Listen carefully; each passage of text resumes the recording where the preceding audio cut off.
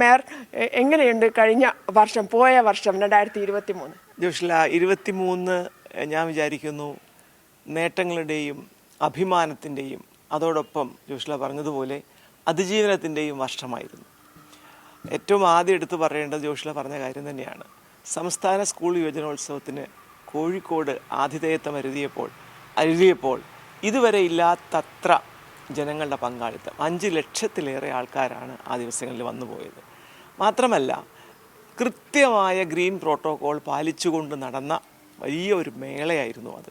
School കുട്ടികൾ ഇറങ്ങി, കോഴിക്കോട് കോർപ്പറേഷനിലെ ഞങ്ങളുടെ ശുചീകരണ ജീവനക്കാർ ഇറങ്ങി, അതുകൂടാതെ ധാരാളം നമ്മുടെ ആർമിയിൽ നിന്ന്, നമ്മുടെ എക്സ് ആർമിയിലെ ആൾക്കാർ, ഇങ്ങനെ എത്ര വോളണ്ടിയേഴ്സാണ് ഇതിനൊക്കെ നേതൃത്വം നൽകിയത്.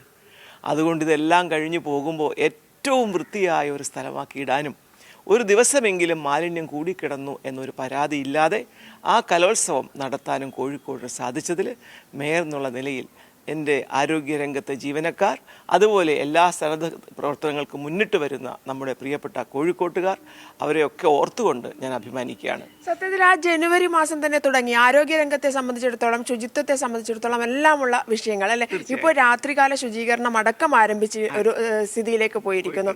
എങ്ങനെയുണ്ട് മാലിന്യ സംസ്കരണവും അതുപോലെ തന്നെ ആരോഗ്യ രംഗവും ശുചിത്വവും ഒക്കെ കൂടിയുള്ള കോഴിക്കോട്? നമ്മൾ വന്ന വർഷം നമ്മൾ തുടങ്ങിയ ഒരു പദ്ധതിയായിരുന്നു ഹൈജിയ എന്നൊരു പ്രോഗ്രാം വെച്ചുകൊണ്ട് എല്ലാവരെയും, നമ്മുടെ ജീവനക്കാരെ, ഞങ്ങളുടെ കൗൺസിലർമാരെ, അവർക്കൊക്കെ 2 ദിവസത്തെ വർക്ക്ഷോപ്പ് വെച്ചുകൊണ്ട് വിദഗ്ധരെ വിളിച്ച് ക്ലാസ് എടുത്തുകൊണ്ട് അവരെയൊക്കെ തന്നെ മാനസികമായ ഒരു മാറ്റത്തിന് തയ്യാറെടുപ്പിക്കാൻ നമുക്ക് സാധിച്ചു. അതിലൂടെ അഴക് എന്ന ഒരു പദ്ധതി അതിന് പേരിട്ടുകൊണ്ട് കോഴിക്കോട് ജനാവലിയിലേക്ക് എല്ലാവരിലേക്കും റെസിഡൻ്റ് അസോസിയേഷനുകൾ, സംഘടനകൾ, അതുപോലെ അയൽപക്ക വേദികൾ, ഞങ്ങളുണ്ടാക്കിയ ക്ലസ്റ്ററുകൾ, ഇതിലെല്ലാം കൂടി എന്തിനാണ് നമുക്ക് ശുചിത്വവും സൗന്ദര്യവും സൂക്ഷിക്കേണ്ട ആവശ്യകതയെക്കുറിച്ച് പറഞ്ഞ് ബോധിപ്പിക്കാൻ എനിക്ക് തോന്നുന്നു വലിയൊരളവോളം കഴിഞ്ഞിട്ടുണ്ട്. മാത്രമല്ല കോഴിക്കോടിനെ കുറിച്ച് പറയുമ്പോഴേ ടൂറിസം രംഗത്തെ കുറിച്ച് പറയാതിരിക്കാൻ പറ്റില്ല. ടൂറിസം ആണല്ലോ, അതായത് ജനങ്ങളെ ആകർഷിച്ചു കൊണ്ടിരിക്കുന്ന, അല്ലെങ്കിൽ ഇങ്ങോട്ടേക്ക് ആകർഷിച്ചാൽ മാത്രമേ നമുക്കൊരു വികസനത്തിന്റെ ഒരു കുതിപ്പിലേക്ക്, സാമ്പത്തിക നേട്ടം കൂടി അതിൻ്റെ ഒരു പിന്നിലുണ്ട്. അപ്പോൾ അതുകൂടി കൈവരിക്കാൻ, ജനങ്ങൾക്ക് ഇങ്ങോട്ടേക്ക് ആകർഷിക്കാൻ കോഴിക്കോടിന് എന്തുകൊണ്ടും സാധിക്കുന്ന ഭക്ഷണത്തിന്റെ കാര്യത്തിലായാലും ഒക്കെ ജനങ്ങൾ ഇങ്ങോട്ടേക്ക് വന്നുകൊണ്ടിരിക്കുന്ന ഒരു കാഴ്ചയാണ് കഴിഞ്ഞ വർഷം മുഴുവൻ. അതിനെക്കുറിച്ച് എന്താ പറയാനുള്ളത്? അത് പിന്നെ സത്യത്തിൽ ഈ വർഷം ആദ്യമല്ലേ നമുക്ക് ഏറ്റവും വേഗം വളരുന്ന 10 നഗരങ്ങളെ കുറിച്ച് പഠിച്ചപ്പോൾ അതിൽ 3-ാം സ്ഥാനം കോഴിക്കോടിനായിരുന്നു. അപ്പോൾ ആ വളർച്ച എന്നത് ടൂറിസവുമായി കൂടി ബന്ധപ്പെട്ട് കിടക്കുകയാണ്.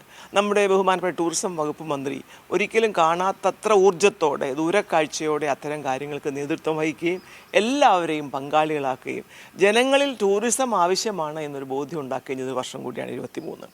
അതുകൊണ്ട് തന്നെ ഞങ്ങളുടെ ഈ ഒരു വൃത്തിയാക്കുക എന്നത് പലപ്പോഴും, പ്രത്യേകിച്ച് ബീച്ച് വലിയൊരു ആകർഷണമാണ്, അവിടെ വൃത്തിയാക്കിയിടാൻ സാധിച്ചു എന്നത് വലിയൊരു നേട്ടമാണ്. അതുകൊണ്ട് തന്നെ ടൂറിസ്റ്റുകൾക്ക് ഒരു ഇന്ത്യയെക്കുറിച്ച് വളരെ മോശം ബോധ്യമുള്ള ആൾക്കാർക്ക് കോഴിക്കോട്ടെ ബീച്ച് കാണുമ്പോൾ ഒരു സന്തോഷമായിരുന്നു. കാര്യം രാത്രിയാവുമ്പോൾ കുറേ പേപ്പറുകളും ഒക്കെ അവിടെ ഉണ്ടാവുമെങ്കിലും അത് വൃത്തിയാക്കി വെക്കാൻ നമുക്ക് സാധിച്ചിരുന്നു. അതാണ് രാത്രികാല ശുചീകരണം. ശൈല പറഞ്ഞതുപോലെ വളരെയേറെ എന്താ പറയുക, ആൾക്കാരിൽ ഇംപ്രഷൻ ഉണ്ടാക്കി. എനിക്ക് നിരന്തരം ആരെങ്കിലുമൊക്കെ അയക്കും, ടീച്ചർ വളരെ നന്നായി നിങ്ങൾ അങ്ങനെ ചെയ്തത് എന്ന് പറഞ്ഞ് എൻ്റെ പഴയ പരിചയക്കാരോ ഒക്കെ തന്നെ വീണ്ടും പറയാറുണ്ട്. അതുകൊണ്ട് അത് ശരിയാണ്. പിന്നെ ടൂറിസത്തെ സംബന്ധിച്ച് ബേപ്പൂർ ഫെസ്റ്റൊക്കെ നടക്കുമ്പോൾ എത്ര ആൾക്കാരാണ് വരുന്നത്. ബേപ്പൂർ എന്ന ആ ഒരു ചെറിയ ഭാഗത്ത് ഞാനിങ്ങനെ പറയായിരുന്നു, വാട്ടർ കണക്ട്സ് ഓൾ എന്നാണ് പറയുക. അപ്പോൾ ലോകത്തുള്ള മുഴുവനും ആൾക്കാരെ ഈ ജലമാണ് ബന്ധിപ്പിക്കുന്നതെങ്കിൽ അവർക്കൊക്കെ ഇങ്ങോട്ട് ഓടി വന്നുകൊണ്ട് ഈ ജലത്തിൻ്റെ, അതായത് ആ സമുദ്രത്തിൻ്റെ തീരത്ത് നിൽക്കുന്ന ആ കൊച്ചു സ്ഥലത്തെ ഇത്ര മനോഹരമായ രീതിയിലുള്ള ആകർഷണീയമായ പരിപാടികൾ വെച്ചുകൊണ്ട് ആകർഷിക്കാൻ കഴിഞ്ഞില്ലേ? അത് വലിയൊരു നേട്ടമാണ് കഴിഞ്ഞ വർഷത്തെ. അതുപോലെയാണ് നമുക്ക് സാഹിത്യ നഗര പദവി. അതുപോലെയാണ് കേരള ഗവൺമെൻറ്റിൻ്റെ വയോജന സൗഹൃദ നഗരത്തിന് 1-ാം സ്ഥാനം വാങ്ങിച്ചത് കോഴിക്കോട് കോർപ്പറേഷനാണ്. ആ വയോജനോത്സവമൊക്കെ ശരിക്കും ആൾക്കാരിൽ ഉണ്ടാക്കിയിട്ടുള്ളൊരു ആവേശം, അവർക്കുണ്ടാക്കിയിട്ടുള്ള ഒരു സുരക്ഷിതത്വ ബോധം, അവരിൽ ഉണ്ടാക്കിയ ഒരു സന്തോഷം, ഇതൊക്കെ ശരിക്കും എടുത്തു പറയാവുന്നത് തന്നെയാണ്. ഇത് പറയുമ്പോൾ നമുക്ക് ഗതാഗതത്തെക്കുറിച്ച് പറയാതിരിക്കാൻ പറ്റില്ല. അതായത് വയനാട് ബന്ധിപ്പിക്കുന്ന, വയനാട് ഏറ്റവും മനോഹരമായ സ്ഥലമാണ്, കോഴിക്കോടിലേക്ക് വന്നിട്ടാണ് ആളുകൾ വയനാടേക്ക് പോകുന്നത്. അപ്പോൾ അതിലൊരു തുരങ്കപാതയുടെ ഒരു വരവുണ്ട്. ഇനി അടുത്ത വർഷം അത് പൂർത്തിയാവും. എന്താണ് അടുത്ത വർഷം? എനിക്ക് തോന്നുന്നു അടുത്ത ഒരു കൊല്ലം കൊണ്ട് പൂർത്തിയാവണമെന്നില്ല. പ്രവൃത്തി നമ്മൾ തുടങ്ങിക്കഴിഞ്ഞാൽ അത് പൂർത്തിയാക്കും. നമ്മൾ തുടങ്ങിയ ഒരു പദ്ധതി നമ്മൾ വഴിയിൽ ഉപേക്ഷിച്ചിട്ടില്ല. ഉപേക്ഷിച്ചെങ്കിൽ അതിന് അത്രമേൽ പ്രതിരോധിക്കാനും അതുപോലെ ജനങ്ങളെ തെറ്റിദ്ധരിപ്പിക്കാനും കഴിയുന്ന ചില ഏജൻസികൾ ഉണ്ടായതുകൊണ്ടാണെന്ന് തന്നെയാണ് ഞാൻ വിശ്വസിക്കുന്നത്. അല്ലായിരുന്നെങ്കിൽ നമുക്ക് നമ്മുടെ കേരളയിലൊക്കെ നമ്മൾ വിചാരിച്ച പോലെ ഇപ്പോൾ കണ്ടില്ലേ, എത്ര റോഡ് വികസിപ്പിച്ചിട്ട് എന്താ, വാഹനങ്ങൾ നിറഞ്ഞൊഴുകാണ്. അത് കേരളത്തിൻ്റെ പ്രത്യേകതയാണ്. ഇനി അങ്ങോട്ട് അതേ ഉണ്ടാവൂ. അതുകൊണ്ട് തന്നെ ആകെ ഉള്ളൊരു ബദൽ എന്താണെന്ന് അന്ന് വിമർശിച്ചവർ പോലും ഇന്ന് ആലോചിച്ച് തുടങ്ങി എന്നുള്ളതാണ്. അതുകൊണ്ട് കോഴിക്കോട് ആ അർത്ഥത്തിൽ നമ്മൾ പല സ്ഥലങ്ങളും കാണുമ്പോഴൊക്കെ ഇല്ല, ഇത് കേരളയിലെ ഒരു സ്റ്റേഷൻ ആയിരിക്കും എന്ന് കണ്ടുകൊണ്ട് നമ്മൾ ആ ഭാഗത്തേക്ക് വേറെന്തെങ്കിലും ഒരു സാധനം ഉണ്ടാക്കാനോ അല്ലെങ്കിൽ അതൊന്നും തുനിയാത്തൊരു സാഹചര്യമാണ് ശരിക്കും ഇപ്പോൾ ഉള്ളത്. അത് തീർച്ചയായിട്ടും വരും. തുരങ്കപാത വരുന്നതോടുകൂടി വലിയൊരു വിപ്ലവമായിരിക്കും ഉണ്ടാവുക. ജനങ്ങളുടെ ആ പോക്കുവരവ് എത്ര എളുപ്പമാവുന്നതാണ്. അങ്ങനെയും കൂടെ വരുമ്പോൾ എനിക്ക് തോന്നുന്നു കോഴിക്കോട് വലിയ ഒരു സാധ്യതയായിട്ട് മാറും നമ്മുടെ കേരളത്തിൽ. പ്രതീക്ഷയാണല്ലേ അടുത്ത വർഷത്തെക്കുറിച്ച്? തീർച്ചയായിട്ടും. അതുപോലെ ബീച്ച് പാർക്കിംഗ്, എനിക്ക് മാരിടൈം ബോർഡിൽ നിന്ന് കിട്ടിയ റിപ്പോർട്ട് ശരിയാണെങ്കിൽ ഇന്ത്യയിൽ ഒരിടത്തും അങ്ങനെ ഒരു കാര്യം തുടങ്ങിയിട്ടില്ല. നമുക്ക് എത്ര പ്രശ്നമായിരുന്നു, ലോറിക്കും കാറിനും ഒന്നും പാർക്ക് ചെയ്യാൻ പറ്റാത്ത പ്രശ്നം. ഈ ബീച്ച് സൈഡിൽ നമുക്ക് പോകാനേ പറ്റില്ല ആൾക്കാർ വരുമ്പോൾ. അതിനൊരു വലിയ പരിഹാരമാവാൻ പോവുകയാണ്. അപ്പോൾ അതൊക്കെ വലിയൊരു നേട്ടമായിട്ടാണ് ഞാൻ കണക്കാക്കുന്നത്. മാരിടൈം ബോർഡ് അതിന് തീരുമാനം എടുത്തു കഴിഞ്ഞു. അതുകൊണ്ട് അടുത്ത് തന്നെ അത് വളരെ വേഗത്തിൽ അടുത്ത മഴയ്ക്ക് മുമ്പായിട്ട് നമുക്ക് അങ്ങനെ ഒന്ന് വരും. അങ്ങനെ ഏതർത്ഥത്തിലാണ് പുറകോട്ട് നിന്നിട്ടുള്ളത്? ഇപ്പോൾ നോക്കൂ, കോടതി പോലും അഭിനന്ദിച്ചു കോഴിക്കോട് കോർപ്പറേഷനെ കണ്ടുപഠിക്കണം. അല്ലേ, മാലിന്യ സംസ്കരണത്തിൻ്റെ കാര്യത്തിൽ നടക്കാതെ പോയ ഒന്നോ രണ്ടോ കാര്യങ്ങളുണ്ടെങ്കിലും ജനങ്ങൾ നിശ്ചയമായിട്ടും അത് മനസ്സിലാക്കി തുടക്കത്തിലുണ്ടായിരുന്ന അവരുടെ പേടിയും ഭയവും ഒക്കെ അകറ്റി കൂടെ നിന്നുകൊണ്ട് നമുക്ക് വളരെ നന്നായിട്ട് തന്നെ നമുക്ക് നമ്മുടെ ജലമാലിന്യ സംസ്കരണ കേന്ദ്രങ്ങൾ സ്ഥാപിക്കാനായിട്ട് സാധിക്കും. സരോവരത്ത് ഉയർന്നു വരികയാണ് അടുത്ത വലിയ ഒരു STPയും FSTPയും.